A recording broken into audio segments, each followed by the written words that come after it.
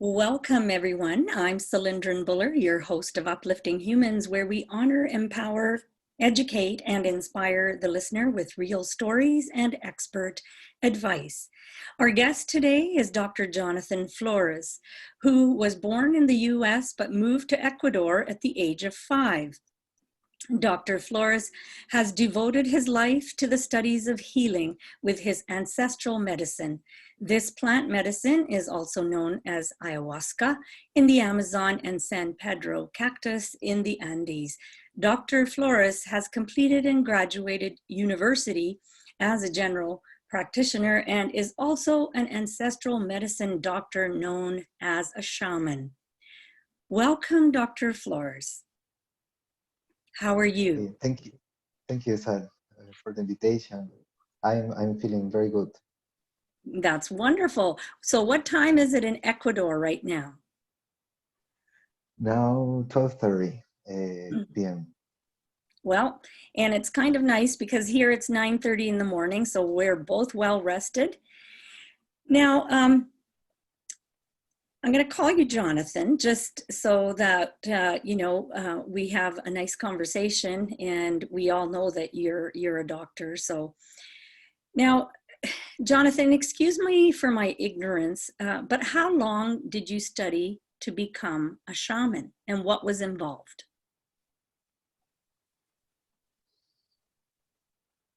Well, in the tradition where I am in, so we never end the study. Okay. So for us to recognize a master or a teacher or a specialist of the plant medicine art of healing is when you are old. When you are old, then because in the jungle and in the mountains, in the old tradition, you don't have universities. University is life. Right. So who graduates you? It is life. Right. And your testimonies and your actions and your example of life and the people you have helped and the testimonies of them and the example of your life when you are a grandpa, then people know, oh, this person is a master. Before we said because master says to me, he said to me, doctor, he say, who you believe has been the greatest master of the plant medicine world? And I was to start inside, and he asked me in front of a group of people. And I was embarrassed because I was the doctor, so I need to know the answers. No, my ego was like struggling there. Yes. And I was in silence, not doing it, and I was thinking in many other masters that I knew, some older than has lived 110 years, 115 years, 105 years. So, but I didn't say any name of those masters. And then he said, doctor, don't think too much. No one. And I said, like, what? Yes, no one. I said, how is this possible?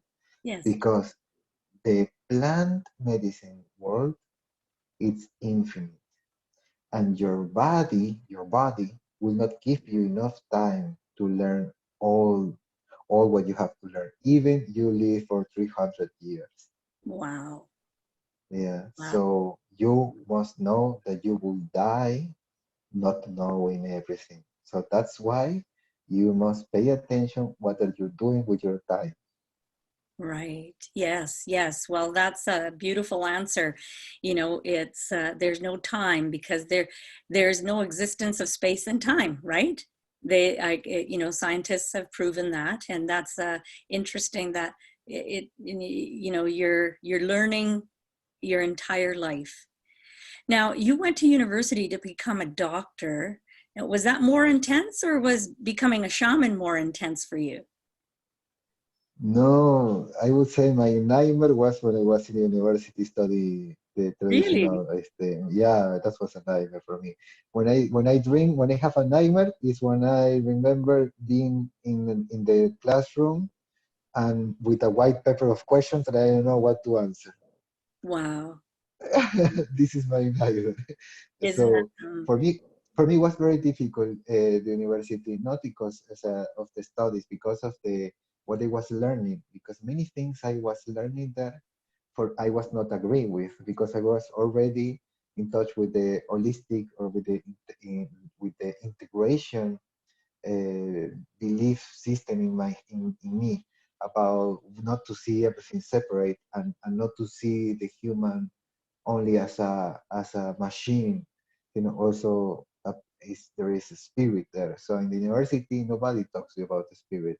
Even they mm, don't care about that. mm-hmm, I mm-hmm. remember when you go and visit a patient, for example, when you are now in the last years and you are allowed to enter to the hospital, they say, okay, we have here the patient of the bed, 200 204, and this patient, what is the patient have? Okay, this is a Mrs. Smith. Okay, what Mrs. Smith had?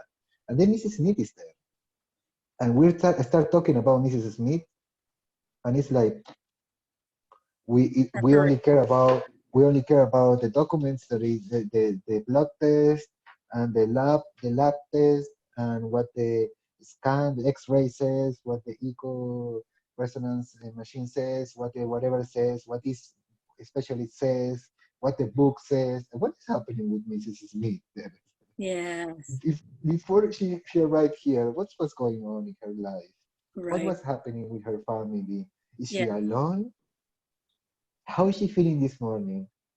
Yeah, so no, so nothing. So I was all the time inside of me, like fighting against this, fighting. mhm, So was very difficult. And also another big problem I had is that when the university you encourage, so the med school encouraged us to speak in public. So they were sending us a lot of work. So we start talking about any subject about medicine, no? So it depends on the topic, or it depends in the subject we were studying or passing through in that moment. And when I like to talk with people, I don't like to talk as a doctor, so with the specific words that only doctors know. I that's, like to speak as I speak, as to make a kid understand, or an old man or a woman understand.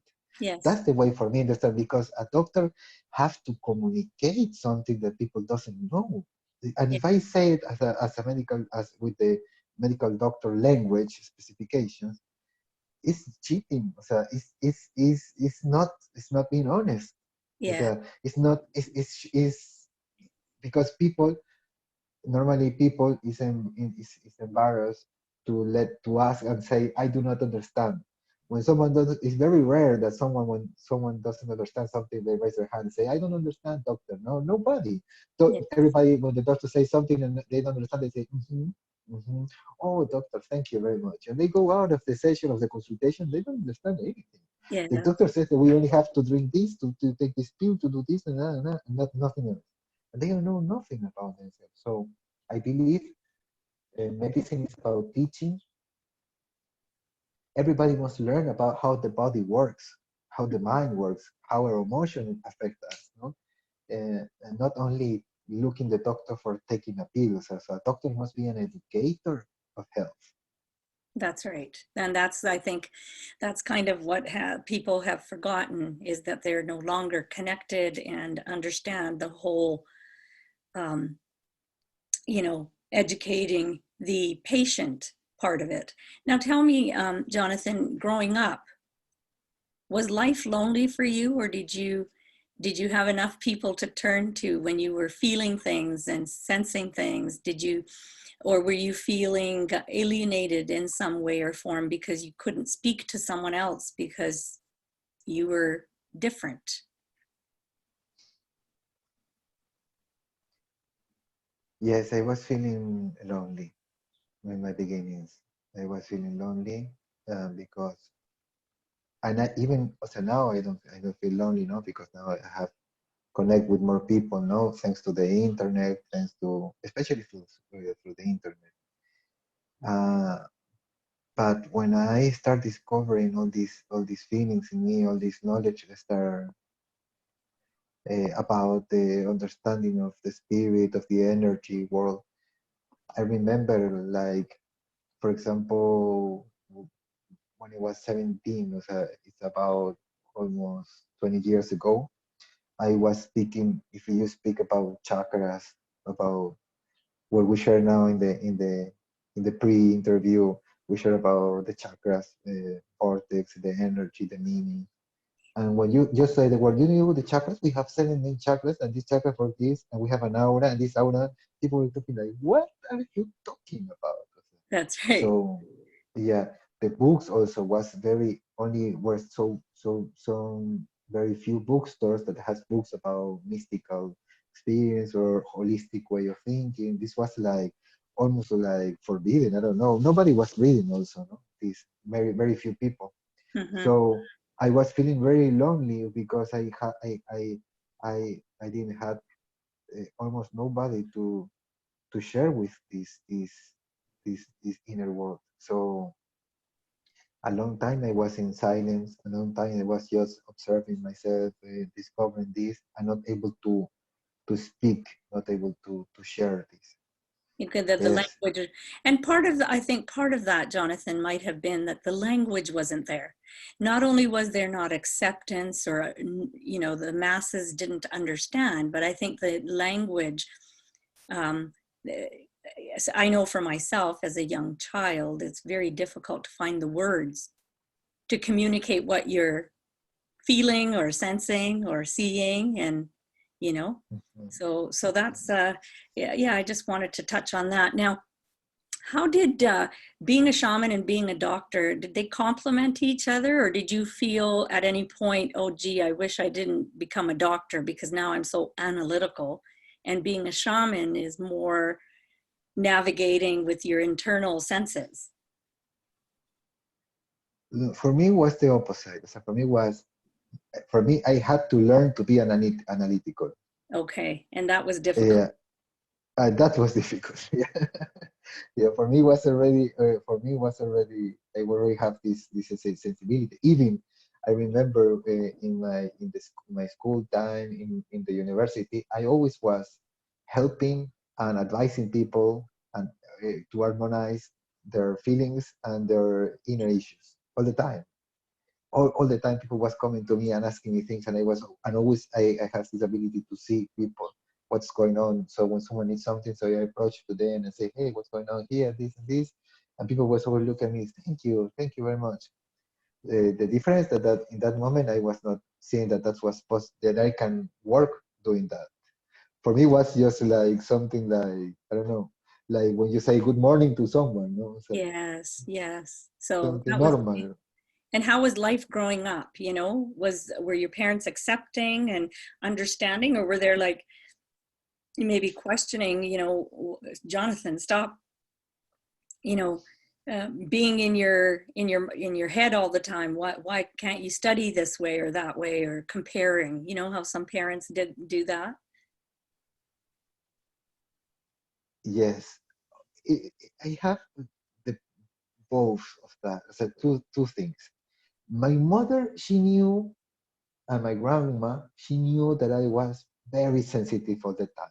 At the same time, they were struggling with the importance of the academic world.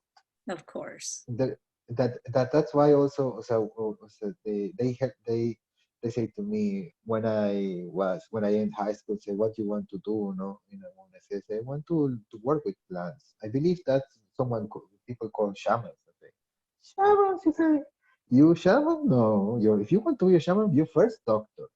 Ah, And then I was fighting with this. So that's why I took a time to take this decision, and then thanks to my master later, my master of first before I get to this, I started struggling and I started looking for studying holistic, taking holistic courses or looking for university because they were obsessed with university. So I was looking for a university that was giving holistic courses for people that want to learn holistic medicine. No?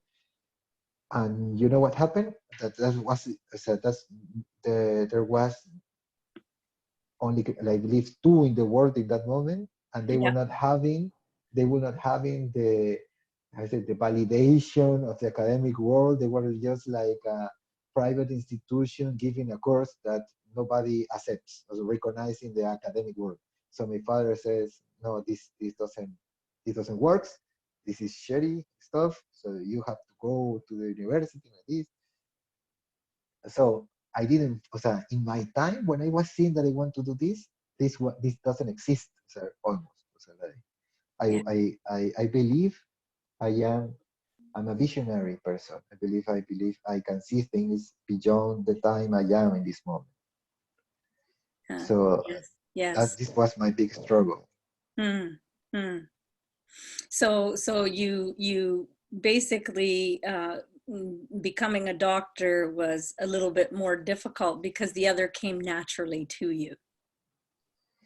Yes, you know how I became a doctor? Why I decided to enter the university is because I I am a martial arts practitioner, and in that time when I finished school, I was practicing. I still practicing today kung fu. And Yes. my master of kung fu, he he he is a traditional Taoist master, so he don't speak. He almost don't explain you nothing. He just show you. He shows you the movement. He shows you he gives you the lesson of the movement you have to learn, and then you must repeat. And while you repeat, then you understand. So, and sometimes in the wall of the school, he has some stories, short stories that he writes, some special like delicatessen that he puts there, of stories. And one story was about that he brought there. He said, "What is a true martial artist? What is a true master of martial arts?" I started reading, and there was a segment that says, "A real martial artist is not the one that knows how to break an arm, is the one that knows how to heal it." And this like opened my mind and said like, so a martial artist is a healer. It's not a killer. It's not someone that just throw punches and that's it. It's someone that start learning, must learn about the body, must learn about the functions, must learn about the dynamics, of movement, of physiology, of the muscles, of everything. It's like, wow. So I approached to him and I asked him, Master, so I want to become a master of Kung Fu. So if I want to become a master of Kung Fu, I have to be a doctor? And he said, yes. And I can show him here. This is my Oh, wow. Isn't that something? Yeah. Yeah. so so he said to me yes, and then I say okay. So I went to my home and I said to my mother, I decided to become a doctor now. Oh, wonderful, my child.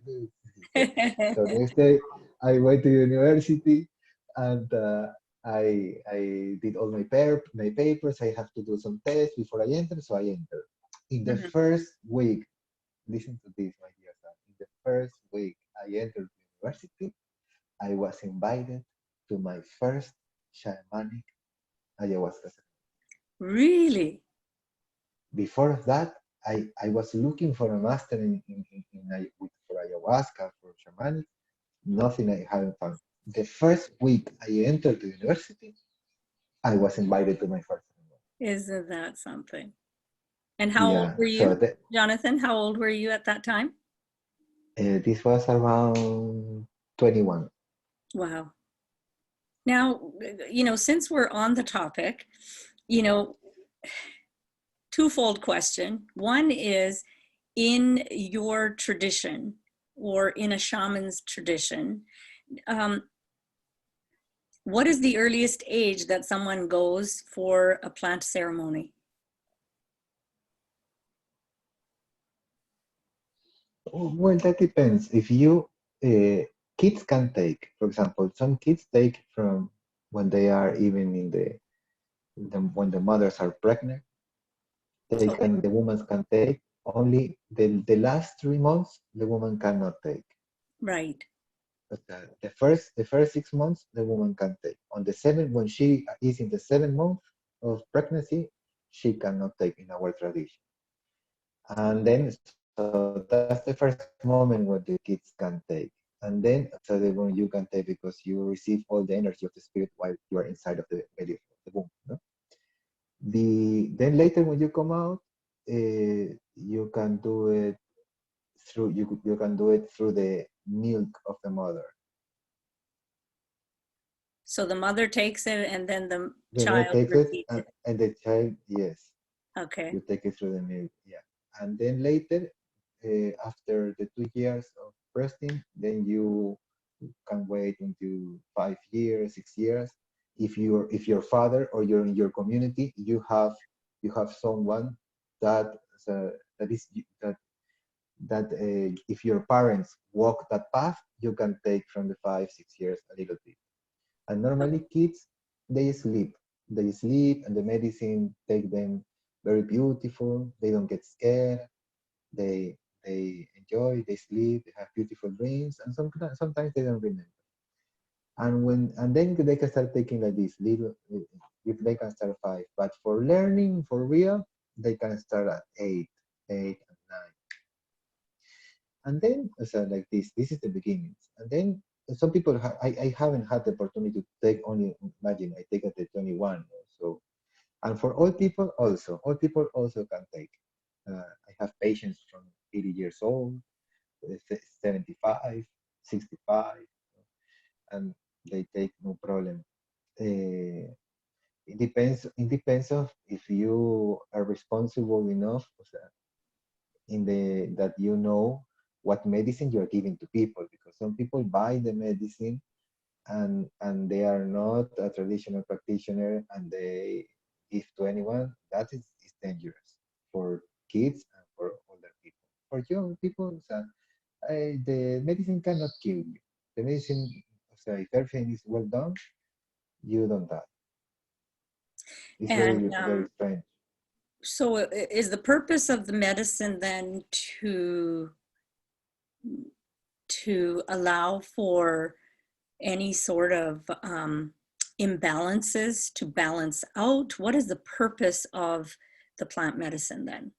I know that people go there to have a plant ceremony, usually later in life from the Western worlds, um, because they're trying to deal with traumas that maybe the regular avenues of a therapist or a psychologist, et cetera, maybe addiction center, they have not been able to help.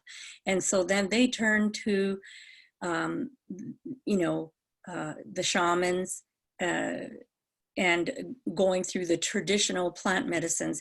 But for yourself, because you're from that background already, can you further explain what was the intent of the plant medicine? Was it to make the person feel connected and whole again, or was it to deal with emotional traumas and turbulences that were never dealt with? Like, why would a pregnant woman or a child who's 5 take plant medicine? The only reason that a pregnant woman or so like I can see is because they are connected before with the medicine, so they know how this medicine work in their life, and that's why they take it.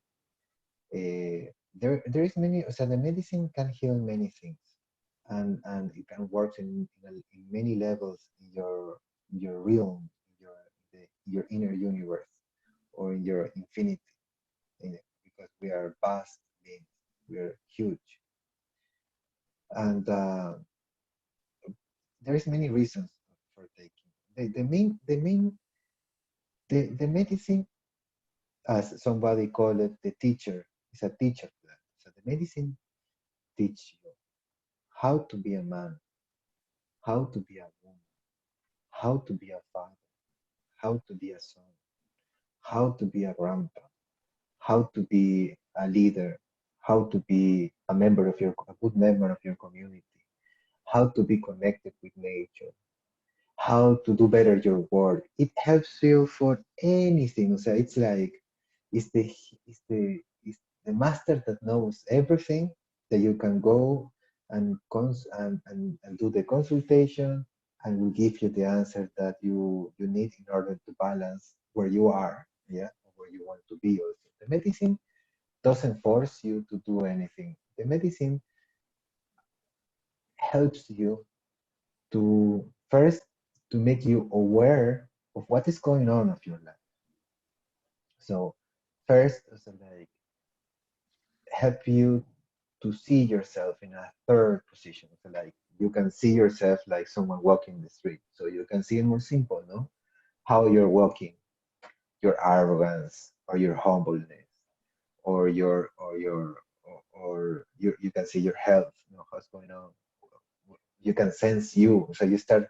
It helps you to sense you, you know, like uh, how what are you doing if you are doing if you're having a behavior, for example, that you don't respect your elders, or you don't respect authority, you don't respect people, you don't respect life.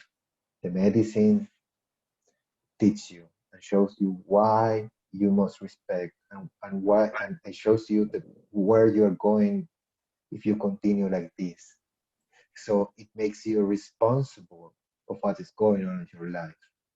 So once you become responsible and knowing how so it teaches you the origin, how this happened, and how you can deal with it and heal it.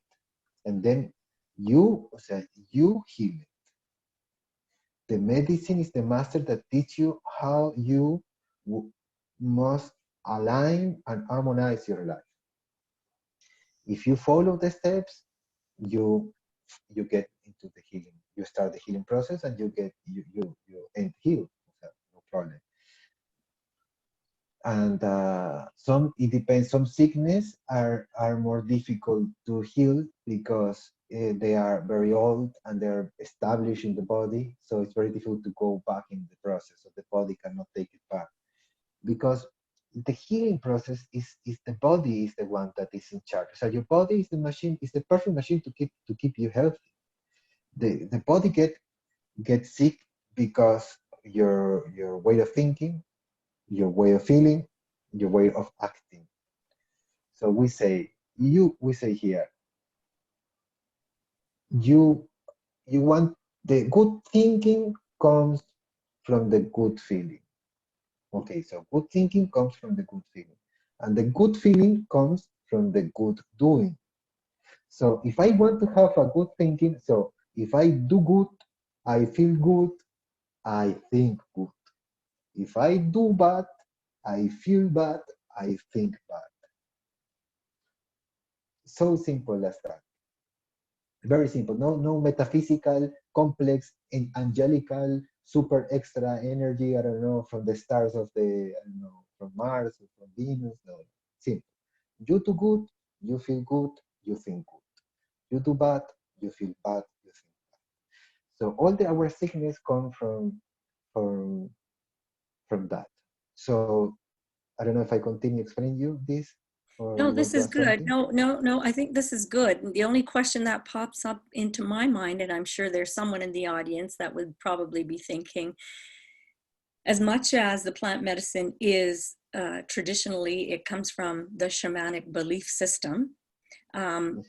I'm thinking to myself, okay, the good thinking, the good feeling, and the good doing, for a 5-year-old to take the plant medicine, is that for a mother who's trying to teach the child that, or is it just tradition, uh, like taking holy water or something? No, now I understand your question. No. The main teaching of the plant for the kids is the behavior of the parents, of the parents, you know. So the medicine that the kids take it doesn't come, it comes from what the mama and the father have learned from the medicine path, and they practice. So the kids learn from the parents already the healing, the Ah, medicine. okay. So the real way how the kids drink the medicine is through the teachings of the parents, how the parents live. So you don't give medicine to kids to teach them something. You give them a little medicine only to so the body can get used to it, because then you give just little amount. It doesn't teach them nothing. But the body start knowing this medicine and the spirit. So when it's time, you can give a little more, and then, but it's not necessary. So for the kids, so I don't give to my kids, for example. Sometimes my wife says, I believe the kids, so the mother is important to listen the mother. The mother is the one that is one with the kids when they are before 7 years old. So the mother says, I believe the kid needs medicine. It's a sense, it's a feeling. So, and the mother can know this if the mother knows in this path, for example, my wife, if she walks this medicine path with me, so she knows. And we don't give it to them. I believe my daughter have 5 years old, almost 6 years old. I have another one of 4 years old. And for example, the 4 years old, one day we offer, do you want to drink? Say, no, I don't want to drink, Papa. We don't give it. Yeah. And but the other one, she wanted. She asked, I want to drink medicine, Papa. She said to me, I want to. I said when I said to her, what do you want to do now to do when you're big, when you grow up? And she said, I want to do like you, Papa. I want to do consultations. I want to do ceremonies. I want to work with the fire. I want to, okay. So she likes the medicine. So she asked me, Papa, can I drink medicine? Okay, just a little. Interesting. Wow. But it's a call from the kid. But the main teachings, so, and this, and I'm sorry I interrupt you. So this is you must know, and everybody that is listening must understand.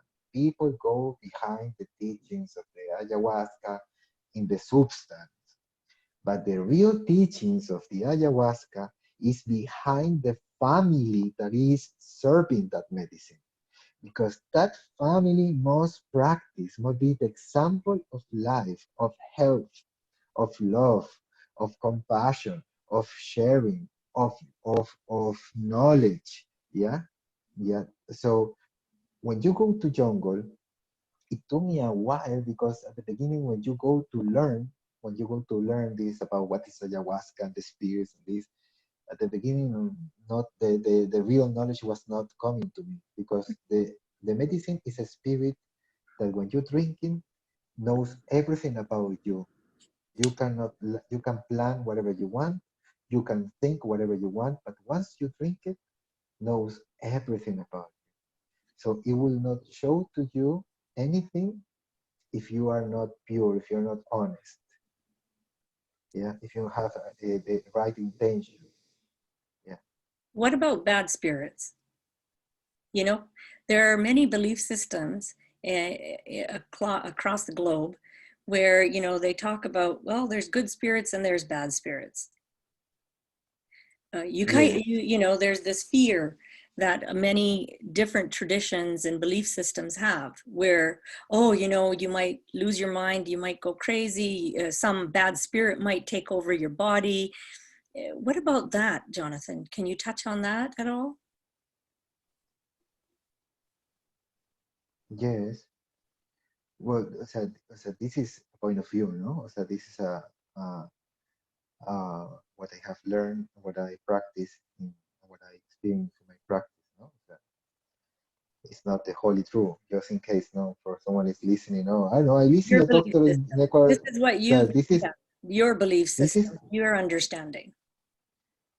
it's not my this is what I witness, what I work every day when so this is what I deal with, o sea, in my side, no? But it's from my point of view. Hmm. So the bad spirits doesn't exist in the beginning. Only good spirits. The bad spirits are the good spirits that decide not to be good. Mm. And they decide to do, so it's like humans, for example, they, that decide to harm people. So when they die, these spirits don't go, they stay on earth. So, but it's a bad spirit. So they only do bad things. So they are hanging around, and so the when you are doing a ceremony and you open a sacred fire, it is like a light that opens in the spiritual realm. It's a door, it's a gate. So good spirit comes and bad spirit comes in that moment. So in the practice, the shaman or the medicine man knows this. So you have there are preachings and there are ways of closing the energy field so they can come, but they don't enter, they don't affect people. But this only if the medicine man know how to deal with this. There is prayings, there is work with incense, there is a special instruments and perfumes that we have and we use to keep away this energy. So the work of a shaman during an ayahuasca ceremony is dealing with this all the time. So it's taking care to keep away the bad spirits so people can have a good connection with the good spirits.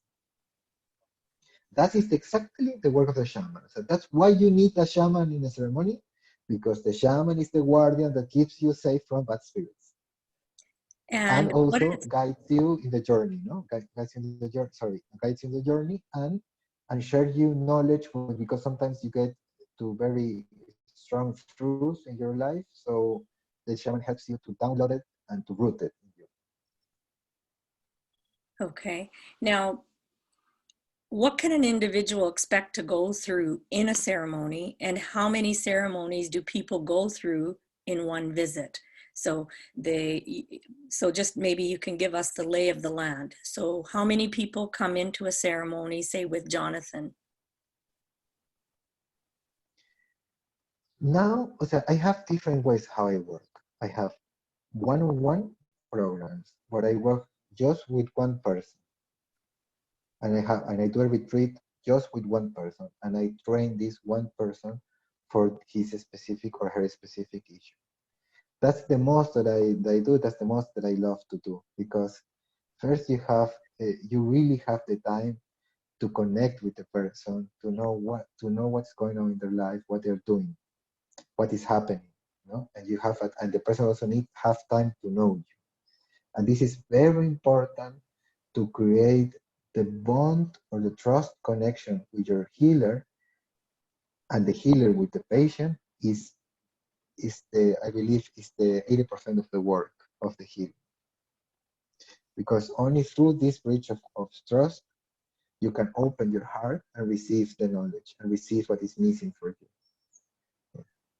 Yeah. And how So many people maximum do you have? Say, so not you per se, but so another shaman, no like no 20, like 30, how many like, people? I, I'm going to explain you. Give me a little time, please. Yeah. So the first is one-on-one. The Yes. other thing that I do is couple retreats. I work just with a couple, or, or family. So the sons, the cousins, the father, the mother. That's how I love to work first, because the medicine is for healing the family. If you have 30 people that come to take ayahuasca, but they all come from different families. They go back, that's the main problem that happens. When they go back to their home, they find the same issue again. Ah, So in order to heal for real, it's a family work. So the, the, in the tradition, the most that we care is the family. It's the foundation of a civilization. It's the foundation of everything. It's the family. yes. So Yes. first the family. And then for the other question that you have, I also do group people, not more than 10 people. But we can do, for example, you asked me how many a ceremony of how many people you can do a ceremony working alone. No, I don't like more than 25 people. And working with, if I work with my master, for example, we two together, we can work with 50 people, for example, double no problem. But we don't do that. So we don't do that. We work with 10 people, 15 people maximum. So, and if you like me, what I prefer between 8 and 10 people. We do retreat groups. They come here, and we have 8 people, or maximum between 5 and 10 people, and we work during this week. We do only 3 ceremonies, and it's more than enough. So with that, some retreats offer 12 ceremonies. I don't know why they need to give so much with people. People after third ceremony, if you say, "Are you ready to take more medicine?" People here say, "No, thank you very much." They with three is enough when you know how to work with the medicine, how to guide people. That's why when you also the number of people, the more number of people you have, the more difficulties you have to connect. Yeah, that's why I love to work with no more than 10. And so we do in group ceremonies, for example, we do first the cleansing of the stomach, because most of the people that vomits is not because of the medicine, it's because they have a dirty stomach. So first we give plants to clean the stomach. Then we do plants for cleaning the body. Then we do the ceremony, and then after ceremony we do the cleansing of tobacco, and then people is that is like in a general way. And also I do this the method that I have created thanks to the medicine is the CET method, comprehensive emotional therapy, where I work the integration process. But more than integration process, as I go like before and after, it is like to help them to organize the priorities of what you can work and heal in this moment, because people sometimes comes and they say, I want to heal my life completely, but it's impossible to heal your life in 8 days or 10 days. It's impossible. Even if you are staying a month, it's impossible. Anybody that tells you that I can heal your life in a week, it's lying to you. So what it is possible is we can start organizing stages of healing. So what is blocking you in this moment? What is the main obstacle in this moment?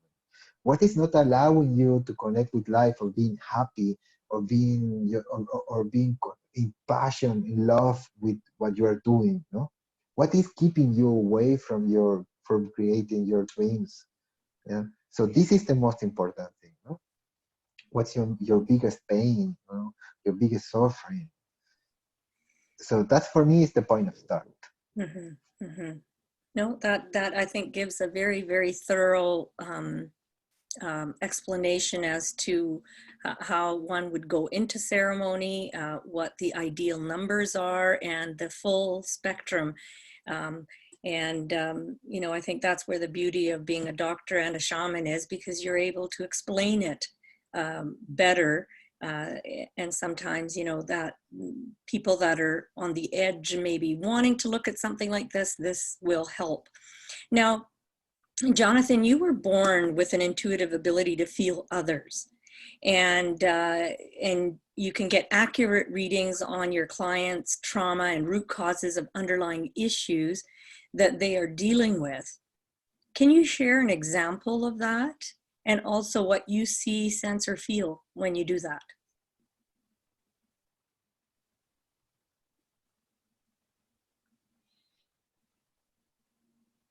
Mm. Well, so to do an example, I need a patient. So like, can you ask me in another way? Yes. So give us an example of when your intuitive abilities come in. So say somebody's come to have a plant ceremony and do work with you, right, Johnathan? Can you give us an example when your intuitive abilities were able to be of assistance? In my case, it's happened me all the time. Okay. Can you give us one example of one person specifically, just so the audience understands why you, Dr. Johnathan Flores, the shaman, has an ability beyond what maybe someone else has? So give us an example of someone where your intuitive abilities kicked in.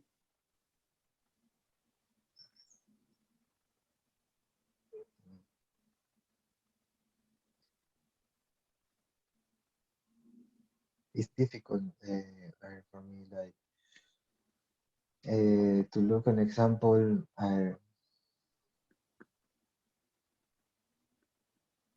Mm,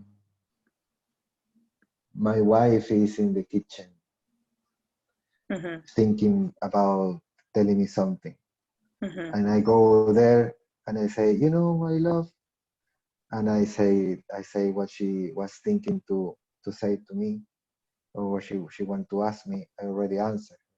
Or before people ask me the questions, I don't know how, but I start talking about that. And this is what happened, for example, even in my ceremonies. I'm there, no? We're there lying, waiting until the medicine comes, the spirit comes and shows to us. Before that, I start feeling things, but it's so natural. So then I start talking about things, about topics. I choose a topic. For example, I had I had a, a Belgian policeman that came to see me like 2 weeks ago. He had a replace with me, and he's gay. He's Right. gay, and not very openly, but he's gay. And I was teaching him some stuff. So I was lying there in the hammock, and he was there. And in a moment, I was feeling something uncomfortable, and then I said, and then it came to me and say, this man, I cannot talk about him because he loves woman, and he cannot teach me about the love to a man. It came to me, no? And then I say to him, in that moment, I say, I'm sorry. Let's say his name is Robert. I say, Robert, I'm sorry. I want to tell you something. Maybe you have misunderstanding about being gay. I'm straight, and there are some things about being gay I cannot teach you because I don't know about that. So if you believe that I have an issue because you're gay, it's not true. You're welcome to my place, you're welcome to my home. And he looked at me and they say, like, no way. How is possible that you can say what is happening on me already? No, for example, no, what I was thinking exactly in that moment. So So and that's a just came great, to me. yeah, that's a perfect example. And so, which leads us into what is the method that you have developed, the CET method? Well, the CET method, comprehensive emotional therapy, uh, it was already there on me, thanks in the sensibility. The medicine helps me to develop and how this becomes important to my life. So how this method came alive. And in my beginnings, I was doing open ceremonies as the traditional way, like you receive everybody to your home. Everybody, you say, I'm going to do a ceremony of ayahuasca, and the people that listen and want to come, comes. But you don't know who they are, where they come from, who is the family. No, now I don't do that anymore. No, because I learned my lesson. No, do not invite people to your home that you do not know where they come from. At least it's the minimum. Take a little research. So well, I opened my home like this, and I was seeing some people were connecting deeply with the medicine, and some people were not connecting deeply. So for me, it was turning a challenge because for me, I was doing this job to introduce people to this medicine and to feel and to connect as I was connecting. So I wanted them to see as I was seeing, to talk with the spirit as I was talking, because if everybody can do this or everybody can have this, then life is better because everybody is in love, everybody is connected, everybody is a good person, everybody is sharing and giving, because the spirit, the great spirit, doesn't give us the same information to all of us. and he give one to you, one part to me, one part to other, no? In order we can come together and sit in a circle and say, okay, from this part of the circle, I'm seeing this, the Great Spirit showed me this. And the other one, oh, the Great Spirit showed me this and this part, and now this complete this and this complete this. And so we have I have this vision, no?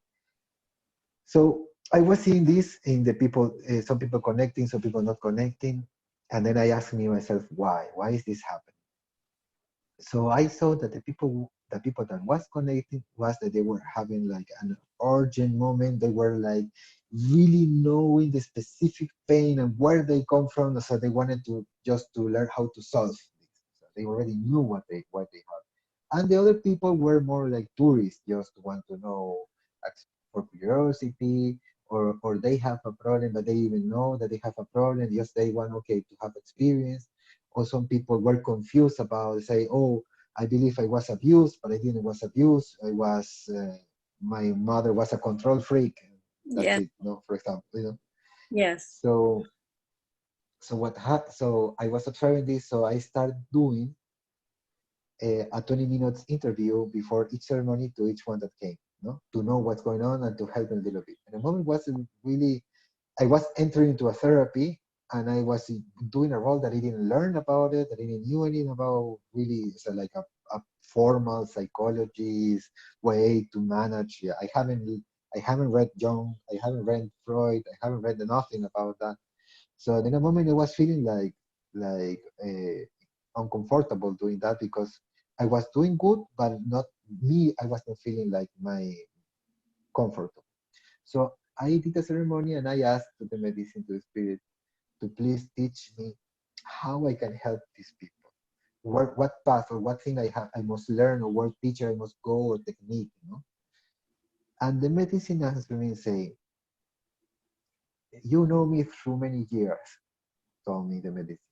So now in the way I have approached you in all these years, in this same way you are going in this the same way you have learned how I approach you, now you're going to approach to people, and then you will help. So use my technique. So the comprehensive emotional therapy came alive through remembering how the plant has worked in me, has opened me different layers of myself. So that's what I do with people. So I take all this knowledge from the plant, Yes. how she questioned me, how she faced me, you know. So in my therapy, so in this therapy, I face people. I not just listen people. I listen people for a moment, and then I start taka taka taka taka, and then I start asking questions and saying this, and we laugh, we cry. I push them. Sometimes I just listen. Sometimes I have to listen like for 2 hours, not saying nothing. And then the next time is for me to give it. So I give, so normally, so the main issue in this therapy is that you have someone that is receiving all what you're having, and I'm giving you a feedback that comes from the medicine teachings. Not that I invent. It's not that oh, okay, I'm seeing this, that you should do this. You should do this and that. No, no. I not even give advice. I just help them to clarify through questions, through connecting, help them connecting with their emotions, with their memory that is in keeping the body. And this main is like would be like how this CET method came alive. And then this become very sharp through the practice. I do this worldwide through the internet. My sessions go through Skype sessions, and most of the people are very astonished because they say how this can be so powerful through the internet. Because people start feeling uh, things, things start moving inside of them. But all this knowledge comes from the medicine. It's not that I am a genius. It comes No, no, from the you are a plant. genius. We are all geniuses. It's just that you've tapped into something beyond what someone else has just yet. Next question, Johnathan, why do you think there's such a boom in psychedelic therapies at this time? Like, I know that it was traditionally, it had never been before, but why at this time do you think that there's such a boom? Have you listened any of my podcasts of ancestral medicine of for modern times? I'm sorry? Have you have you listened some podcasts that I have created a podcast ancestral medicine for modern times? Have you listened some podcasts? I personally have not just yet, but I'm sure that a lot of our listeners will be tuning in, and they definitely will probably, after this interview, which is very in-depth, will probably jump on and want to go to your podcast. In the first one I do an interview as a solo podcast to talk about my life. In the second one I talk about this, and this is like I say the chapter number is Psychedelics and the prophecy of eagle and condor. So there is a prophecy that has been around the Mayan, the Olmecs, before the Mayan, the Olmecs, the Toltecs, and the Incas and civilization. And it says that there's going to be a moment where the eagle is the representation of the white people, and the condor is the representation of the indigenous people. So that's what's going to be a moment, and the prophet says, where the condor, the, the fly of the eagle and the fly of the condor, they're going to find each other, and they're going to look themselves and share their knowledge. So the white people, it is the people that have created the money, have the people that have created invented machines, the computer, the people that are analytics, the people that create stuff based on creating tools, creating things. And the Indian people is the one that works with nature, works with the nature, or have this sensibility of creating, of painting, of, of, of, of the female energy. Let's say in this way. So, so, so I believe. So what is happening is that we are living in this moment, this time of this prophecy, where the white people is flying to the condor, and they already have developed so much that they know that something is missing, and they're flying to the indigenous people around the world, be the India, the gurus in India, the medicine masters in South America, in Africa, the Iboga masters, no? In Australia, they have another type of masters also. No? So the indigenous, the condor knowledge is rising because the world is stuck with too much analytic energy. So this female energy now is rising. It's the condor energy. So every time in life there is cycles.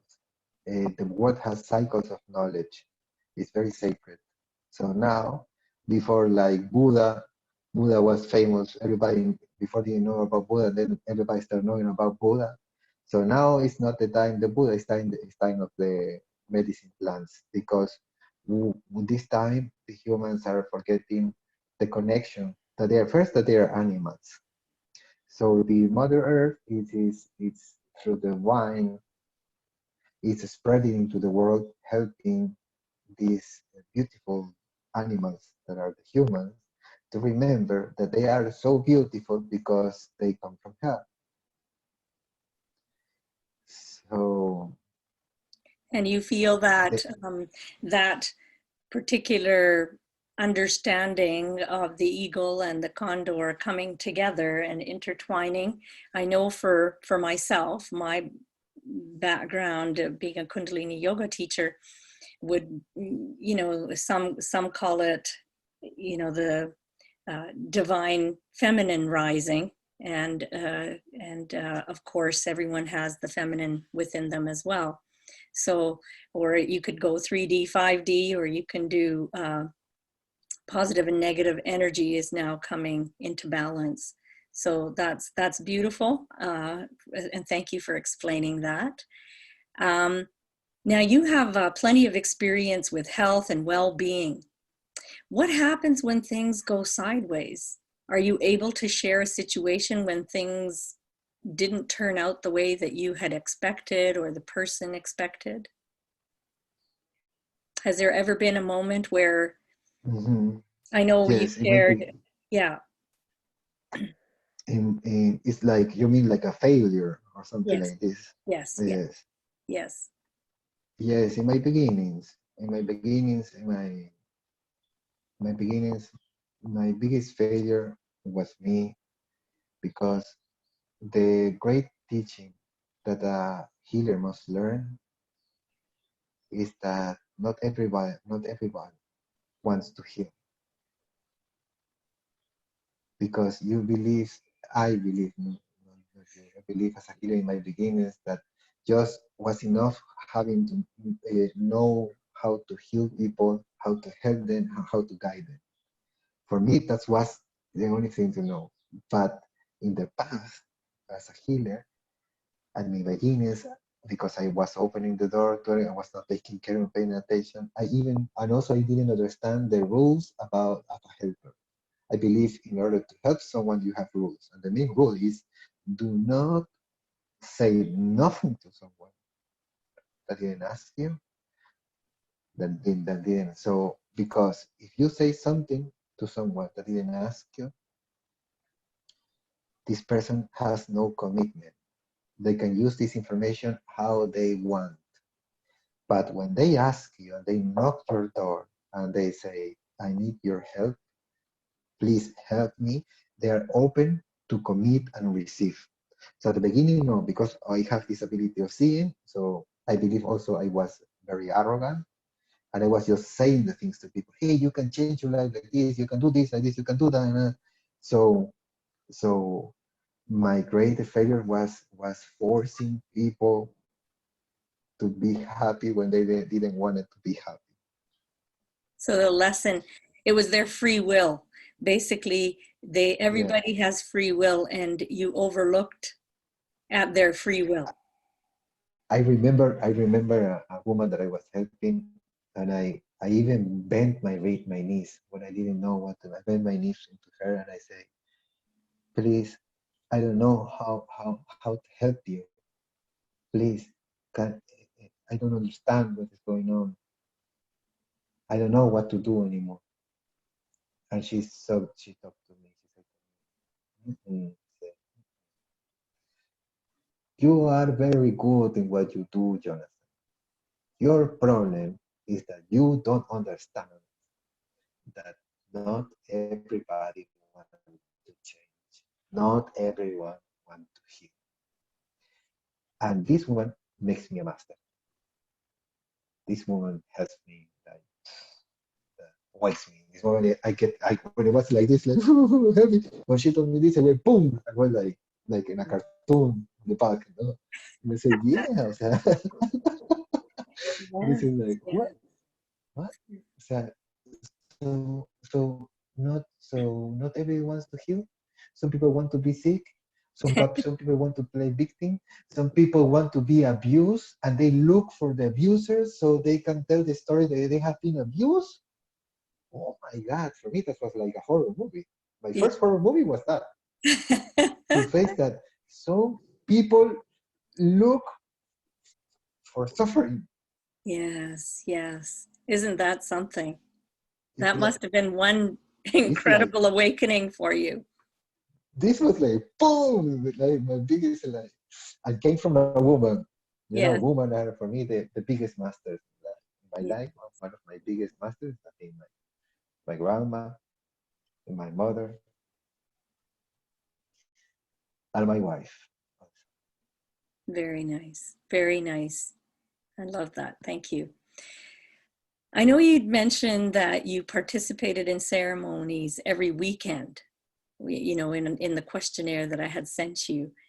When you say you've participated in ceremonies every weekend, was that you consuming or was that you helping others? Uh, I don't remember if I put exactly if I put every weekend. So what it means is like I take the medicine all the time when I'm with a patient. As I never, in the traditional way. For example, if you look the psychedelic, there is now a career now. There is a psychedelic assisted therapy, that is happening now in Oh, the United States. And so now they give you a pill of psilocybin, but only the patient take it. No, here in the traditional way, since 5,000 years ago, the shaman, the medicine man, the doctor, the medicine man must take the medicine. First, I take the medicine and then I give to the patient. Why you need to take the medicine? Because you're working with the spirit, so you need to take the medicine. And people, so people don't understand because then later they say, but how you can take the medicine and take care of the people? yes, Because that's why you are a medicine man, because the medicine is already in you. So you must take the medicine. So I always take the medicine when I'm with my patient, always. So if I have 3 ceremonies, I have to take 3 ceremonies. But I don't do it like every week. It depends on for example, if I have a patient every weekend, I do every weekend. If I have a patient, I have a retreat. I have 8 days. Normally, 8 days is the retreat for one-on-one. I have 3 ceremonies, and I take the 3 ceremonies then. But normally, I don't do more than than than 2 retreats in a month. I do one retreat, but then I have other people that are local and comes from that wants to do that doesn't need to do a retreat because they live here, so they can come do the ceremony and go.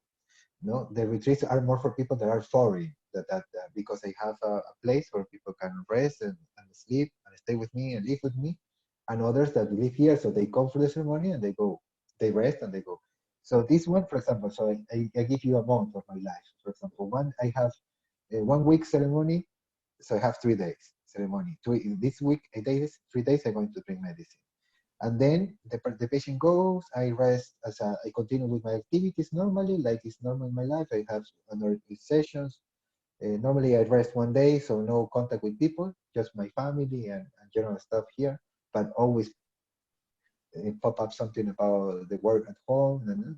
And then someone is calling. So then, you have a ceremony on Wednesday with the person, so I have to do the session, then come the ceremony.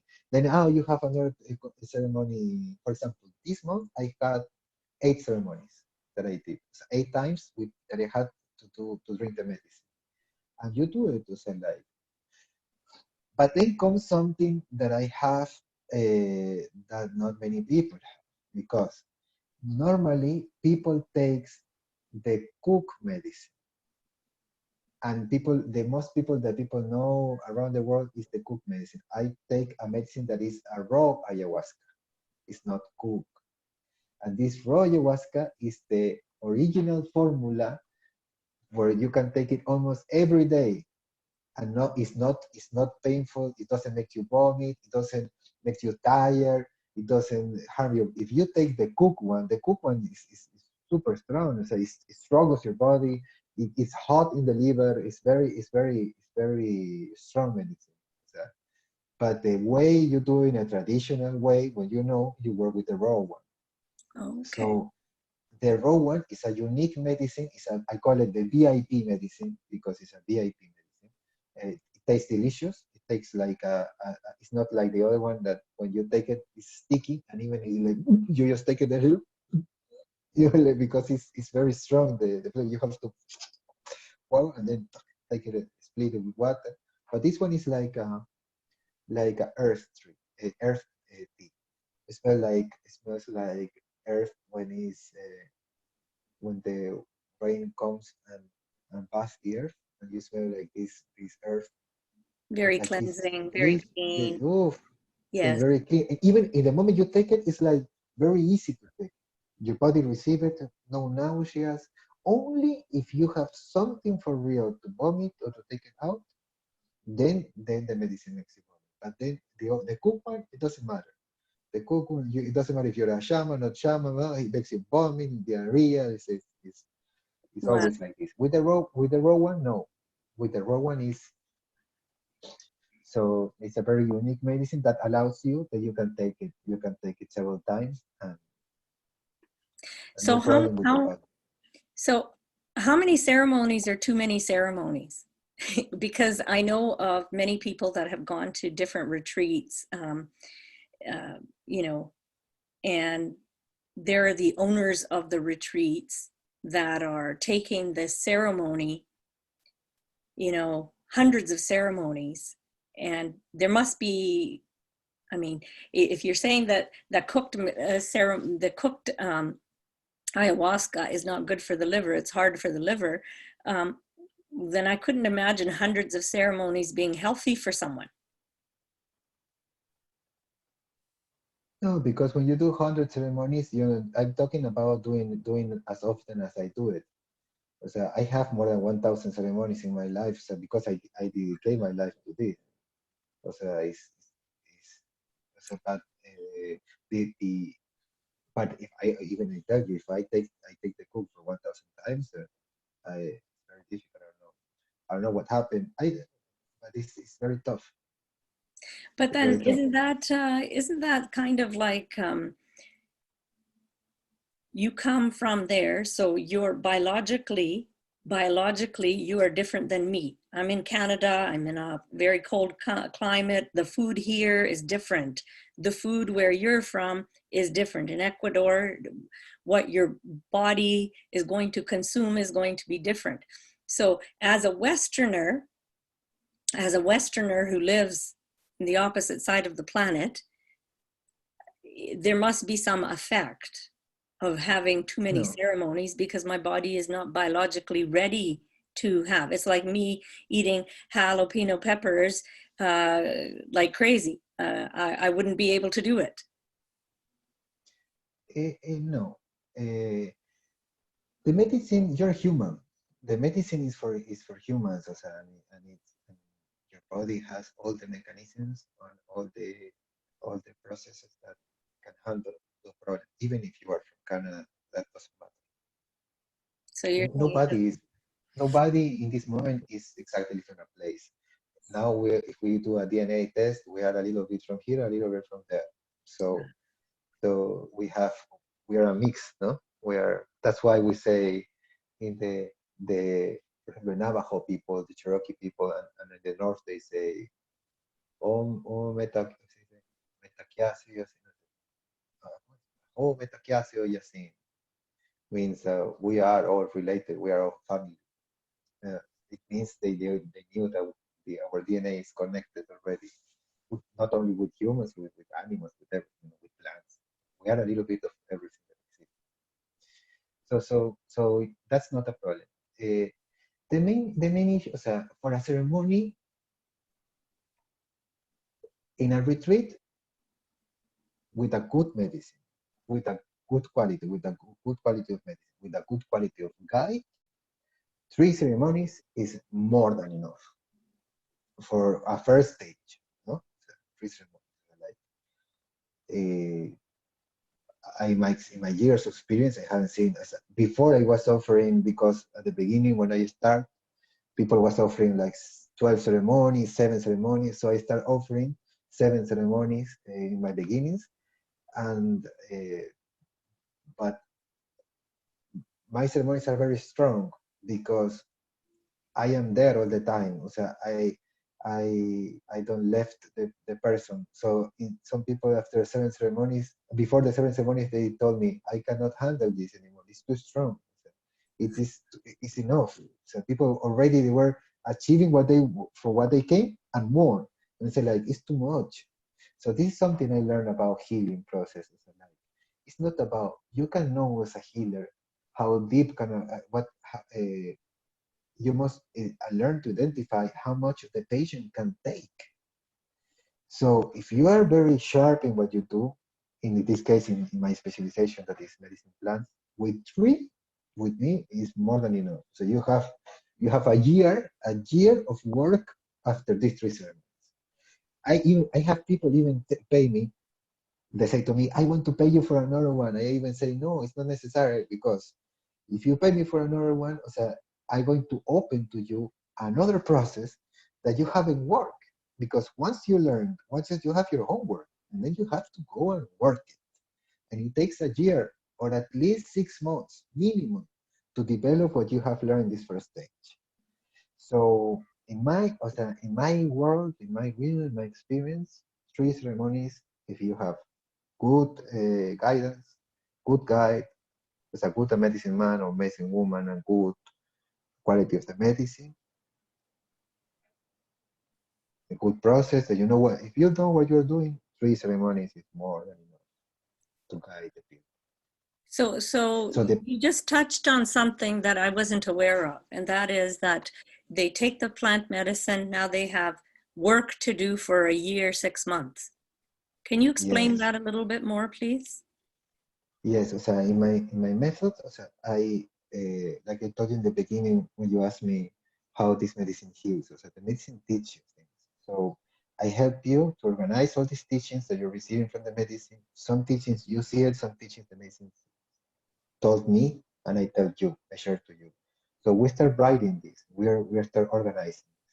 At the end of the retreat, before you go, you have your homework.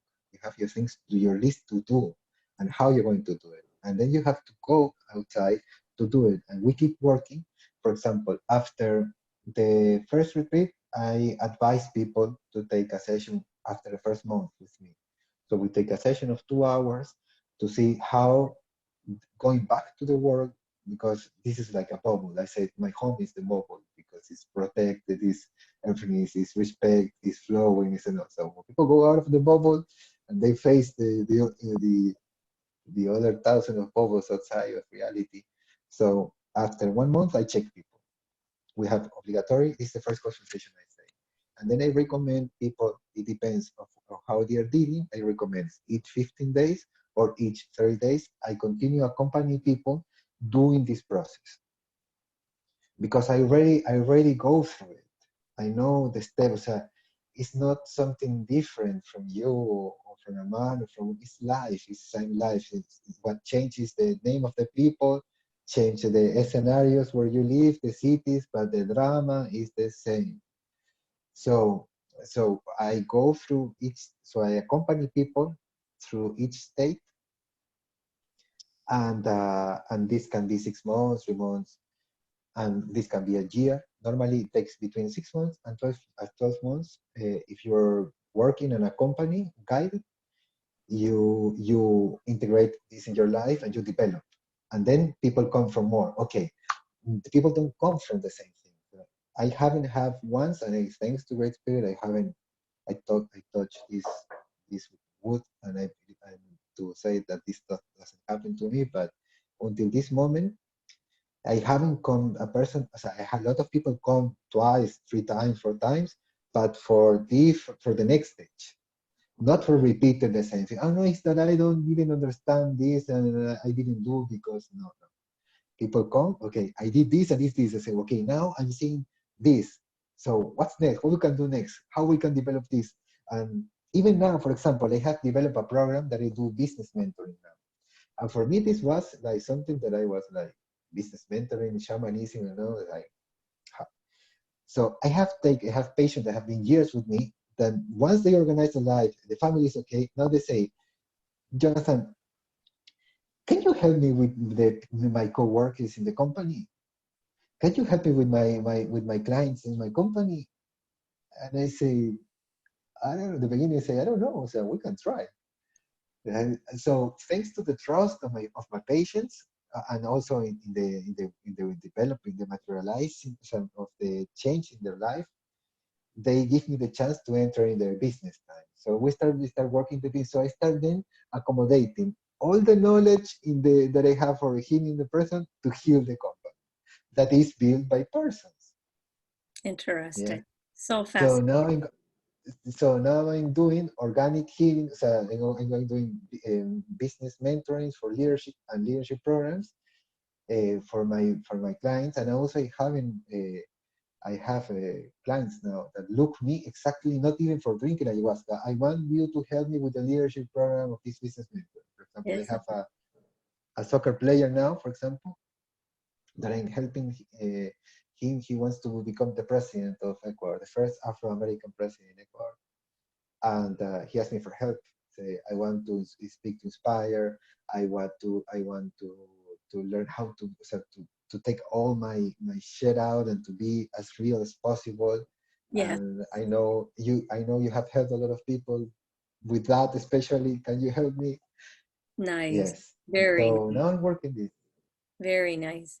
So we're coming close to the end here, and we have gone a little over time, but I am sure all of our listeners out there are very, very happy because they've got an enormous amount of information. What's the one thing that you cannot live without, Johnathan? What is something that you do in your daily practice that you cannot live without? No, in my immediate, I say first, my family is the most important. Is the most important energy and support in my life to do anything. Uh, my wife and my kids is the most important thing. It's where I Mm, take all my energy. very Uh, nice. the the then as a personal practice of development, I do 1 hour 45 minutes of kung fu daily. I show you my master. My master is a kung fu. It's a very old kung fu that it doesn't. It's a family kung fu. It's not open kung fu outside. It's called muto, and it has a. It's a path itself. It teaches you from the beginning how to stand, how to move left and right, and then you start learning games for legs, games for arms, games for breathing exercise. No, and it takes you like this until the end. You have a meditation also. So it's a complete system of the body, working the body and working the spirit. And I do this every day, Monday to Sunday. Only sometimes when I have staff patients and the ceremony has been very strong, and sometimes it hits me very hard. Uh, I have I don't train that day.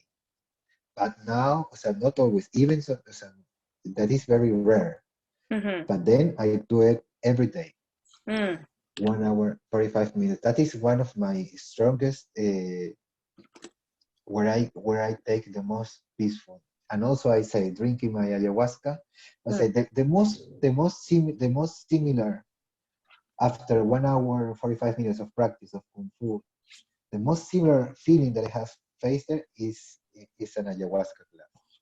Mm, That for interesting. me is amazingly how powerful. So my path of ayahuasca and also the San Pedro cactus, also that Yeah. is another medicine that I work. Yes. It is it's what keep me aligned in the path and also open to learn, humble, and remember me the most important thing that is my family, my wife and my kids. Lovely. Well, thank you so much. And our last question for today is, do you have an offering or contribution to the world that you would like to promote or share today? If you want to go ahead, and if people wanted to contact you, how would they get a hold of you or your organization? Yes, thank you very much for asking this. I have a podcast also that it calls Ancestral Medicine for Modern Times. You can find it in all platforms: Google Podcasts, iTunes, Spotify, Anchor, uh, many. So Ancestral Medicine for Modern Times. This is one. Then I have my webpage that is www.ninawasi.com. Ninawasi, you write it NINAWASI.com.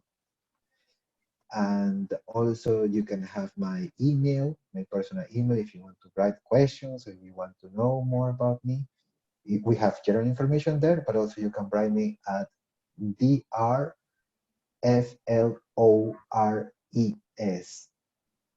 at ninawasi.com. I repeat, drflores at ninawasi.com. Wonderful. And also you can ask to Sal, and she will reach you to me also. Yes, definitely. We'll have Jonathan's contact information on my website, For anyone that would like to go to the retreat or to contact Johnathan, I'll make sure that I do add his contact details under my website. And so that brings us to a close today. It's been absolutely wonderful, and I thank you from the bottom of my heart, Johnathan. You have answered so many of my own questions. I'm sure that you've answered many of our audience's questions. We will have you back again. That I can promise you. So thank you again. And thank you for tuning in to Uplifting Humans. I'm Cylindrin Buller, your host, and you can hear more conversations at www.upliftinghumans.com. That's humans with an S. Please share this website with family and friends, and don't forget to tell them it's all about real stories and expert advice. Thank you.